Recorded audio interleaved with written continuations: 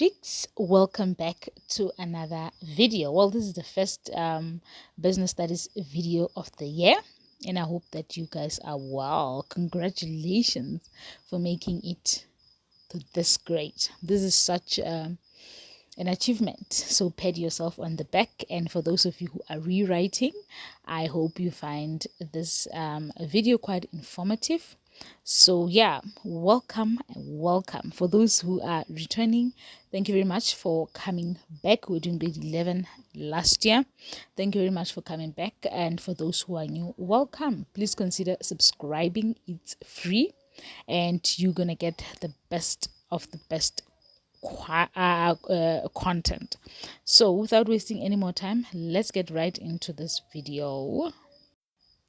So the first the first topic that will be dealt with in business studies grade 12 is what we call legislation. Okay, legislations that govern businesses, how does this environment, the legal, we can say the legal environment in the macro environment affect businesses. So in grade 12, we are going to focus on the macro environment. I know you did grade 10, you did the three environments, grade 11, and now in grade 12, we're going to be specifically learning legislation. Okay, we have different types of legislation. We can go through them quickly. We have the Skills Development Act. Now, the Skills Development Act deals with the development of employees. If you have employed people, how are you going to develop them to make sure that they always have skills relevant, the relevant skills to perform their duties at work? And then the second one will be Labor Relations Act. Now, this Labor Relations Act deals with everything that has to do with hiring, firing, and industrial actions like strikes. When workers take part in a strike, the Labor Relations Act has guidelines or rules that have to be followed. So we're going to go deeper into what is Labor Relations Act. And then the third one will be the Employment Equity Act. So the Employment Equity Act promotes equal opportunities in the workplace. That is the purpose of Employment Equity Act. So and then we will deal with the fourth one is Basic Conditions of Employment Act. So it regulates the right to fair labor practice and sets that are set out in the Constitution. So this one, the Basic Conditions of Employment, it just regulates the right to fair labor, right? So the conditions in which the employees work in should be conditions which permits a person to do their jobs to the best of their abilities. And for number 5, we have broad-based Black economic empowerment. Now, this act deals with wealth to be spread more broadly across all population groups. So we know there are previously disadvantaged groups because of apartheid in South Africa. Now this broad-based Black Economic Empowerment Act deals with issues that alleviate that the gap between people who were previously advantaged and the people who were previously disadvantaged. So they're trying to close that gap so that people who were previously disadvantaged also get the chance to showcase themselves. And then we have the 6th act, which is Compensation for Occupational Injuries and Diseases Act. So this one protects employees who are injured at work. When someone is working in a factory, gets injured at work by the machines that they use, there has to be compensation that is paid by the employer to the employee for the injury sustained, because in most times they will not be able to work or they will need medical attention. So the money will help them be able to meet up with medical expenses. And then we have the 7th act, which is the National Credit Act. This act, you did it in grade 10. Yes, It was part of grade 10 syllabus. I hope you still remember it. But the National Grade Act promotes a fair credit practices, okay, to make sure that credit is being issued in a fair manner, and the people who are getting credit know all the rules and regulations, and everything is just above board. Like, they are promoting a fair, competitive credit market with this act or legislature. And then we have Consumer Protection Act. So this Consumer Protection Act strengthens a culture of consumer rights and responsibilities. So they want the consumers to know their rights and responsibilities. So these are the 8 acts that we are going to be tackling, but we'll not do it in this one video, because as you can see, they are a lot, right? A lot. But for today, we'll only focus on Skills Development Act, and then in our next video we'll do Employment Equity Act, and then the Basic Conditions of Employment Act together. Now for this one, let's just focus on Skills Development Act. So there is an impact of recent legislation on businesses. All these 8 legislations that I have just mentioned to you, they all have an impact on the business. So you must know, these are the points that you should know as a learner about the different acts. So you should be able to know the purpose of each act, the impact of each act, and then actions regarded as non-compliance about each act, consequences and penalties for non-compliance to the act. So if a business does not follow the rules outlined or set by this 8 acts that I have just introduced, you have to know the consequences. You need to know compliance. How do you comply with this act? So it's very, very important. So remember, write that down. From every act, this is what you should know. One of the other important things that you need to know is keywords. If you know your keywords, this will help you to be able to answer section A, where you are asked to do multiple choices, match the words, and give one word. So you knowing key concepts is highly important. So you can just take your notebook, write this down, so that you can practice and know them, like the Skills Development Act, in short we can say the SDA. So the main aim of this act is to improve the skill levels of people who are already employed in the business. So you need to know that the Skills Development Levy, the PDIS, previously disadvantaged individuals or designated groups, what is that? You need to know what is the SETAs. SETAs were established in order to implement and monitor the implementation of Skills Development Act. The SETAs are sector education and training authorities. You need to know Labor Relations Act, what is collective bargaining, what is collective agreement, disputes, bargaining councils, Employment Equity Act, affirmative action, basic conditions of employment, compensation for all of that. So that is what you have to do. Jot them down in your notebook, and you need to be you need to familiarize yourself with these key words. So we're gonna look at the Skills Development Act of 1998. It's Act 97 of 1998. So under Skills Development Act, you have to know its purpose, its impact, non-compliances, penalties, compliances, SETAs, because the Skills Development Act works with SETAs. We have to know the Human Resource Development Strategy, and then we will focus again to know what are the SETAs. You see, they have 4 balls for SETAs as well. So we have to know under SETAs what is the meaning of that. So we need to know the SETAs meaning, SETAs funding, National Skills Development Strategy, because SETA is a national skills development strategy. We have to know the Human Resource Development strategy as well. So that are the things that you have to know. So the first thing that we are going to focus on is the purpose of Skills Development Act. Why was the Skills Development Act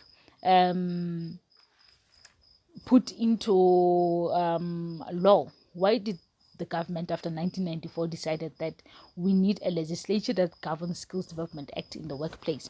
Well, it was to encourage businesses to improve the skills of their workers. When technological improvements are taking place, what would happen is that the employer will just kick off the old employees and get other ones who know the skills. But the Skills Development Act says no, you develop the ones that you have so that we do not kick people out and people are out of jobs, right?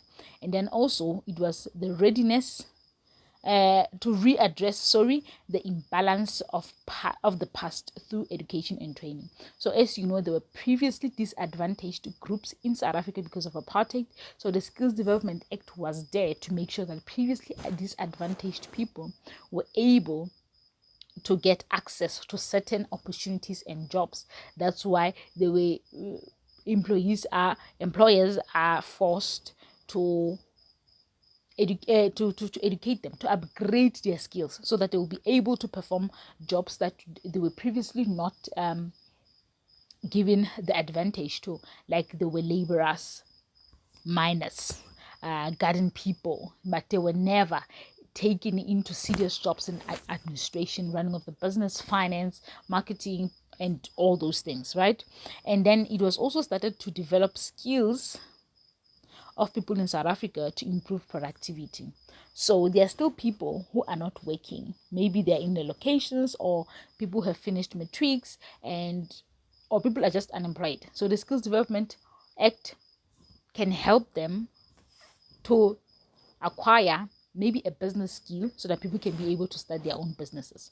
If you have a brother or sister or cousin who has done a short course, it's because of the Skills Development Act that they were able to do that short course that pays a stipend, and it's not a university, it's just a short course. It's just to do away with unskilled people and help people have skills to do better for themselves. And then again, it was started to invest in education and training of workers. And another thing, it encourages workers to participate in learning programs. So workers must be eager to go and learn, and not stay with those skills that you have that are no longer even serving the company that you're working in because of different technological changes. So that is the purpose. I hope you understand the purpose of Skills Development Act. We talked that the legislature has impact on business. It can either be a good or a bad impact, right? So this is the impact of Skills Development Act on businesses.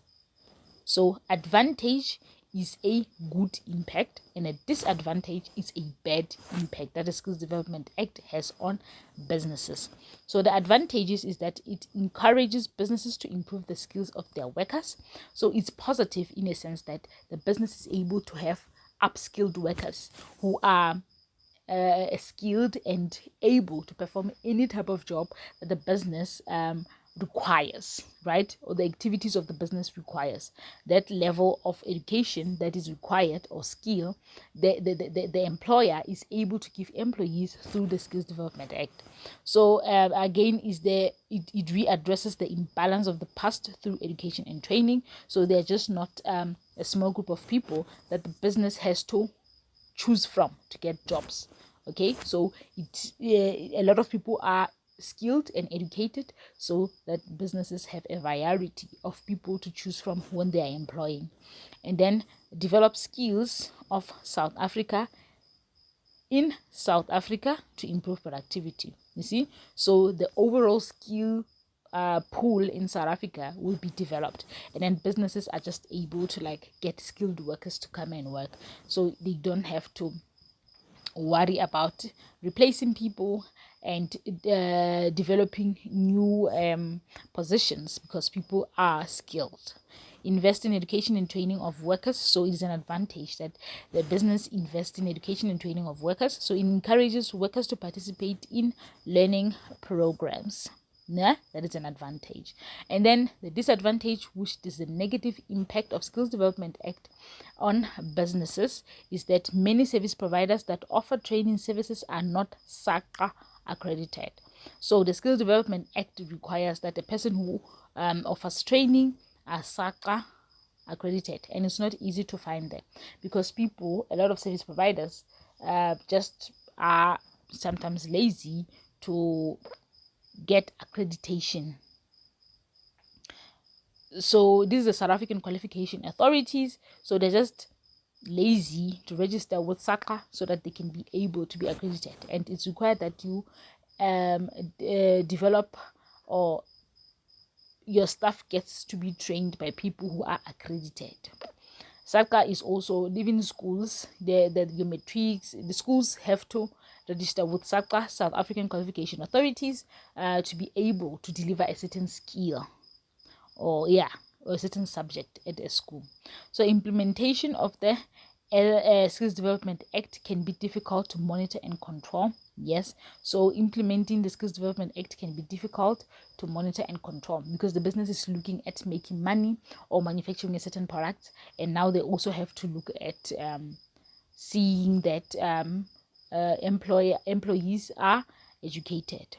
And then it increases the cost as the process requires a large amount of paperwork. This is another thing. It's paperwork to register for a business, to register for Skills Development Act.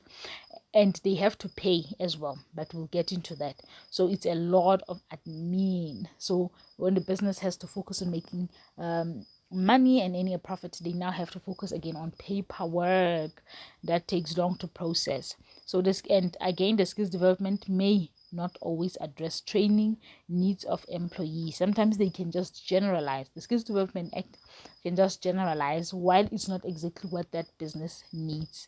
You have to educate them on marketing, while that business does not really need the employees to know marketing. Okay, so even when you're writing an essay and you ask what is the negative impact of Skills Development Act on businesses, you write down the disadvantages. So 4.2.3, you're going to talk about actions regarded as non-compliance. Remember, we had compliance as one of the key things that we have to know. So this one is actions regarded as non-compliance. Non-compliance is not abiding by the laws. So which actions will show that this employer is not abiding by the Skills Development Act? They providing employment service for gain without being registered as an employer, right? So you need to be registered as an employer to employ people. They're providing fraudulent, false information in any prescribed document.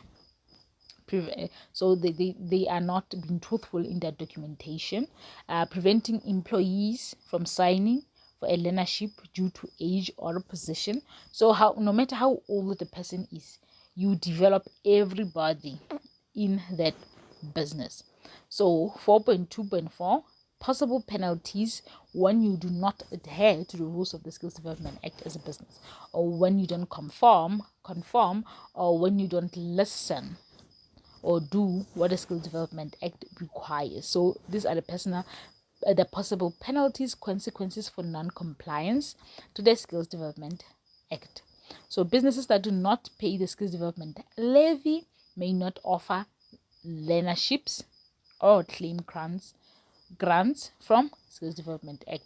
So if the company that does not pay the Skills Development levy, there's a levy that is paid by businesses every month in order for them to be able to develop the skills of their workers, is required by law. So if they do not pay that levy, they can't claim, or their employers cannot go and be part of a learnership. So, and then another one is that a labor inspector could order the business to stop operating if found guilty of illegal practice. So you can, the business can close down, be forced to close down if it does not comply to the Skills Development Act. These are ways in which business can comply with the Skills Development Act. They can provide all employees with the opportunity to improve skills. So these are the ways in which businesses can comply with the SDA, that is the Skills Development Act. They can provide all employees with the opportunity to improve their skills. Employees can collect skills development. They can collect the SDL, should register with let's see what's that. Okay, the SDL is the skills development levy, and I need to double check that. Yeah, so employees who collect skill development levy should register with SARS. Yes, so if you're if your employee collect that, so in order for them to educate themselves, then they should register with SARS. Yeah, encourage employees to participate in learnership and other training programs. That's straightforward. 1% of an employer's payroll must be paid over to SARS, yes, as the skills development levy. So the skills development levy is paid by 1% of an employer's payroll. So payroll is in let's say in the payroll you will see all the salaries and wages that an employer is paying. So 1% of then the total amount that the employer is paying people that work for them, for him or her, 1% of that money has to go to SARS as a skills development levy.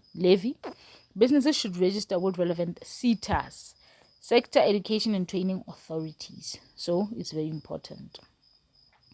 Now we are done with Skills Development Act. We'll go into SETA. Ne?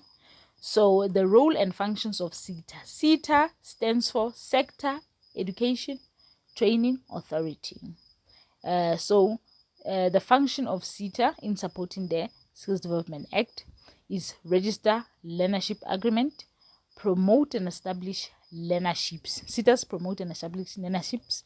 They register learnership agreement, report to the Director General, provide accreditation to skills development facilities. So if you know a certain skill and you want to be accredited so that you can train best people, you need to go to SETA, and SETA gives you accreditation so that you can be able to train people. Okay, so there's an accreditation that you need. You can't just be training people and giving them certificate without accreditation. How SETAs are funded. So SETAs are funded. Funds received for rendering their service, receive surplus funds from government institutions. This is how they get donations and grants from the public. So this is how different SETAs make money. So this is the meaning of a learnership. What is a learnership? Learnership is a theoretical, practical training opportunity that can lead to a recognized occupational qualification. So it's maybe a theoretical or a practical training that will enable you to have a qualification that is recognized. That is learnership. It may include employment for a specific period after the learnership is completed, result in a qualification registered on the NQF. It includes structured components as well as practical work experience. So you learn something, you get taught theory, and then after you perform practical. That is a learnership. Now, the National Skills Development Strategy and the Human Resource Development Strategy, still under SETA. So, what is the National Skills Development Strategy? It increases the skills of the public sector to improve service delivery. It makes better use of workplace-based skills development. So the aim is to address the low level of language and mathematical skills among the youth and adults. So they reduce the low level of language and mathematical skills among youth and adults. So that is National Skills Development. That is the National Youth Development Strategy, right? The Human Resource Development Strategy, on the other end, addresses skills shortage in South African workforce. It improves the supply of skills, develop short-term and long-term workplace skills, increases employee participation in lifelong learning. Okay, so that is the Skills Development Act and SETA in a nutshell. Please, if you're enjoying this video, subscribe. Now we're gonna end here, and then on our next video, which will be next week, same day as this week's upload, I will be going more into the other two legislations that come after, which is the Labor Relations Act and the Employment Equity Act. Thank you very much for watching. Until the next one, please comment, like, and subscribe.